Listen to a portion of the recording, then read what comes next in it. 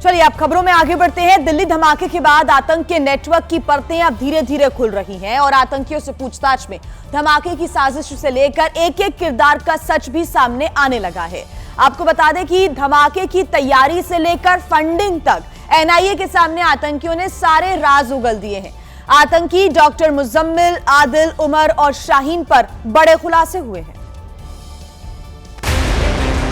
सबसे बड़ा खुलासा डॉक्टर शाहीन के बहुत खास मित्र आतंकी मुजम्मिल को लेकर हुआ है। आतंकी डॉक्टर मुजम्मिल अल फलाह हॉस्पिटल में चीफ मेडिकल ऑफिसर के पद पर काम कर रहा था। मुजम्मिल की सालाना आय करीब 9 लाख रुपए थी। 2021 में मुजम्मिल अपने दोस्त मुफ्ती इरफान की वजह से आतंकी गतिविधियों में शामिल हुआ। दिल्ली ब्लास्ट के बाद आतंकी डॉक्टर मुजम्मिल को फरीदाबाद से गिरफ्तार किया गया था।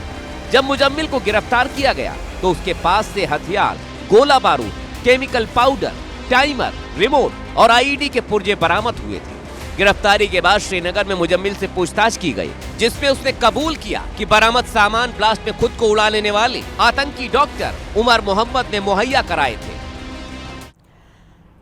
तो देखिए, आतंकी मुजम्मिल ने पूछताछ में कई और राज बताए हैं। उसने कहा कि फरीदाबाद में बरामद विस्फोटक 2023-24 के दौरान ही उसे आतंकी उमर ने सौंप दिया था। उमर ने ऐसा क्यों किया, उसके बारे में भी विस्तार से जानकारी दी और ये भी बताया मुजम्मिल ने कि विस्फोटक खरीदने के लिए पैसे आखिर कहां से आए। भारत को दहलाने के लिए जिन विस्फोटकों को फरीदाबाद में जुटा कर रखा गया था, उसे खरीदने के लिए चंदा लगाया गया था। आतंक के सर्जनों में से डॉक्टर आदिल अहमद ने 8 लाख रुपए दिए थे। डॉक्टर मुजम्मिल ने 5 लाख रुपए दिए थे। आतंकी आदिल का भाई और देश से फरार डॉक्टर मुजफ्फर अहमद ने 6 लाख रुपए दिए थे। ब्लास्ट में मारे गए आतंकी डॉक्टर उमर ने 2 लाख रुपए दिए। आतंकी मुजम्मिल की गर्लफ्रेंड डॉक्टर शाहीन ने 5 लाख रुपए दिए।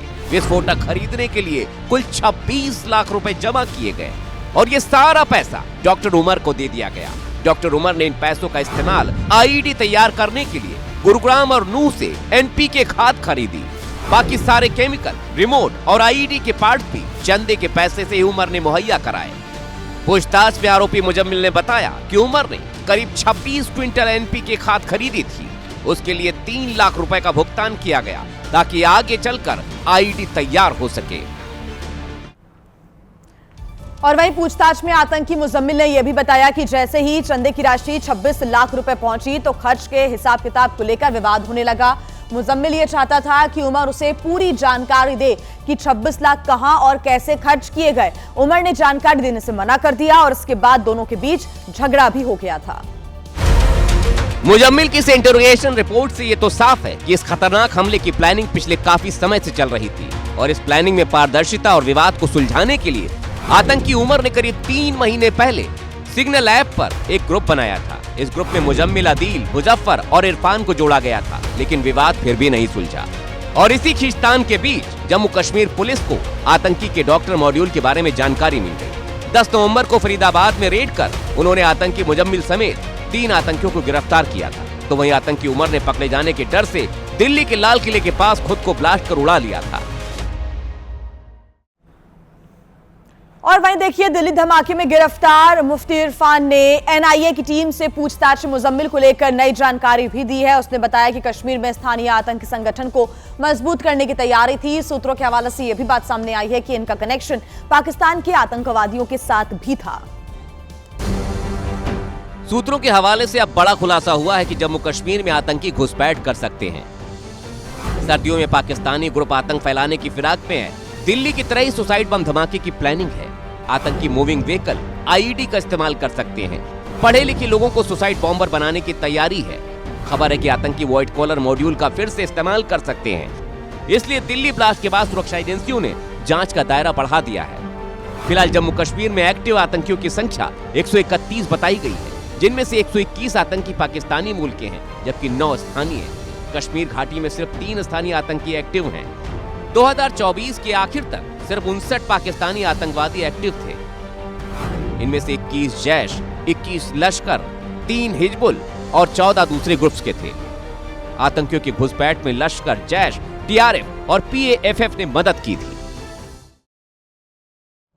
और वहीं आतंकवादियों की तलाश के बीच अल-फलाह यूनिवर्सिटी की जांच में चौंका देने वाला खुलासा हुआ है। यूनिवर्सिटी के 12 से ज्यादा कर्मचारियों के बयानों में विरोधाभास है। पूछताछ में कई कर्मचारियों के बयान मेल नहीं खा रहे हैं और कई डॉक्टर्स और स्टाफ धमाके के बाद से अंडरग्राउंड हो गए हैं। आतंकी डॉक्टर मॉड्यूल की जांच के बीच एक और बड़ा खुलासा हुआ है। सूत्रों के मुताबिक डॉक्टर उमर अल-फलाह यूनिवर्सिटी के टावर 17 के कमरा नंबर 4 में रहता था। जांच एजेंसियों ने जब टावर 17 के गार्ड से पूछताछ की तो गार्ड ने बड़ा खुलासा किया, जिसके मुताबिक डॉक्टर उमर 8 महीने से हर रोज कुछ एक्सपेरिमेंट करते थे, जिसकी वजह से कमरे में काले रंग के धब्बे पड़ गए थे। जो उस टावर का गार्ड था उनको जब बुलाया गया और उसके साथ जब मतलब पूछताछ की गई तो उसने ये बताया कि पिछले 8 महीने से लगातार इस प्रकार की जो पूरी दिनचर्या थी उसे डॉक्टर उमर अंजाम देता था कि वो अपने कमरे के अंदर ही एक्सपेरिमेंट करता था। काले रंग का जो मतलब धुआं था वो पिछले 8 महीने से हर रोज के मतलब निकलता रहता था और उसके अलावा एक मतलब बदबू भी आती थी। सूत्रों के मुताबिक गार्ड ने इस एक्सपेरिमेंट के बारे में अल-फलाह यूनिवर्सिटी के अधिकारियों को भी बताया था, लेकिन यूनिवर्सिटी प्रशासन ने डॉक्टर उमर के खिलाफ कोई एक्शन नहीं लिया, न कोई पूछताछ की। लेकिन जांच एजेंसियों के सूत्रों के मुताबिक इस बात का खुलासा हुआ है कि डॉक्टर उमर टीएटीपी की विस्फोटक क्षमता बढ़ाने के लिए अपने कमरे में केमिकल से एक्सपेरिमेंट करता था। इसके सबूत उमर के वीडियो में भी मिले थे और कमरे की तलाशी के दौरान भी मौके से वही केमिकल मिले जिनका जिक्र वीडियो में किया गया था।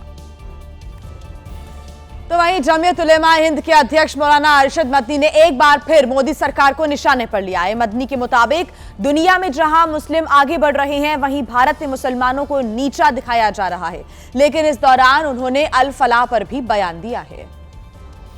मदनी ने कहा, न्यूयॉर्क और लंदन में मुसलमान मेयर बन सकते हैं, लेकिन भारत में ऐसा नहीं हो सकता।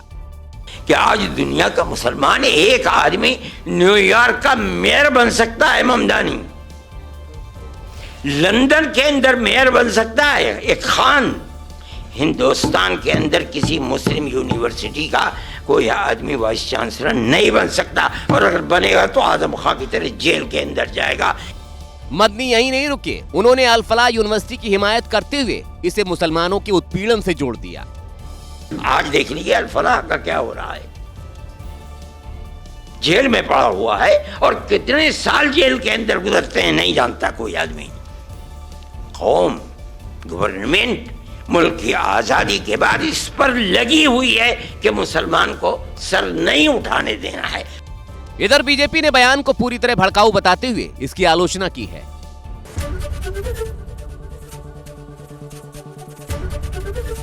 एबीपी गंगा, खबर आपकी, जुबान आपकी।